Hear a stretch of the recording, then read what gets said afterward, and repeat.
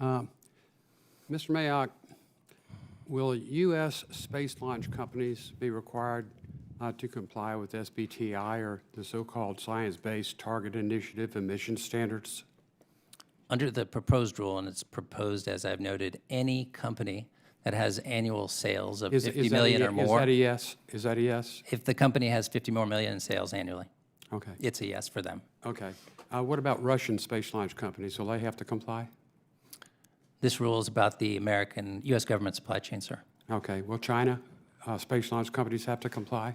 Or Chinese defense I companies? do not believe they serve the U.S. government supply chain, sir. Okay. How about Indian launch companies? Do they have to comply? What about French? The European Space Agency, French Ariane, will they have to comply? Their launch services have to comply? Under the proposed rule, if there is a European company that provides sales to the U.S. government for aeronautics and they're over $50 million, they would have to comply. So the Russians don't have to, the Chinese don't have to, the Indians don't have to, France may have to. What about Japanese space launch? Will they have to comply? Same rule would apply if they're providing over $50 million worth of sales to the U.S. government supply chain as a prime contractor, yes. So what about New Zealand, their space launches? Same rule.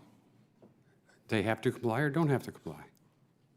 If they're providing $50 million worth of goods and services to the U.S. government, they do have to comply. Okay, so United States does, France, Japan, and New Zealand.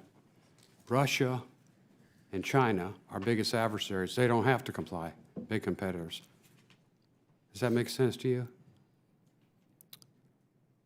The rationale beyond strengthening the resilience of the U.S. supply chain does make sense to me. Well, see, to some people, they might think, well, this is a Marxist way of helping America help the Marxist regimes. You know, you give them an unfair competitive advantage and put the United States at a disadvantage. I mean, is it your intent to drive more jobs and more American workers out of business, drive more jobs to these other countries?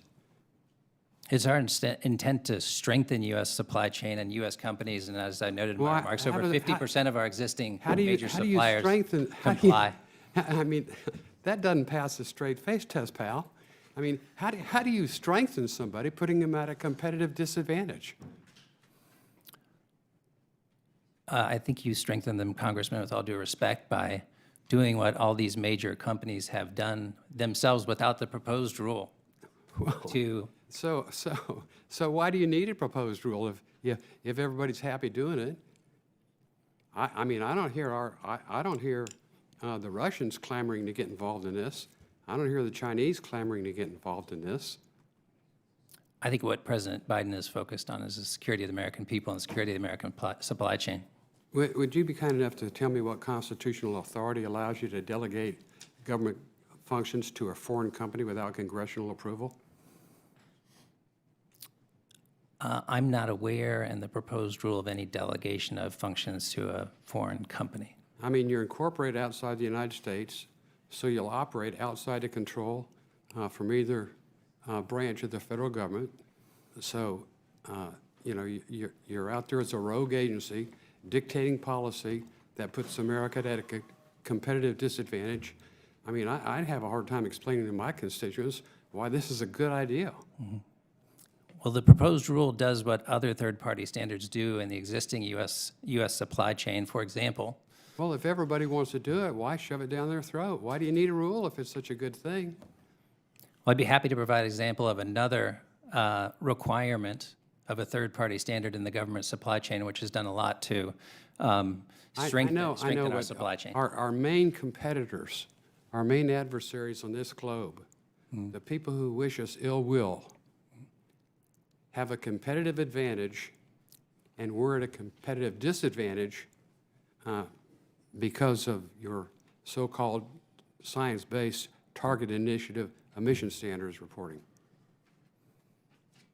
I appreciate the question, Congressman, and I think what the point of the administration's role in our comprehensive policy is to strengthen U.S. companies and to strengthen the U.S. supply chain. Yeah, that's oxymoronic. I yield back, Mr. Chairman.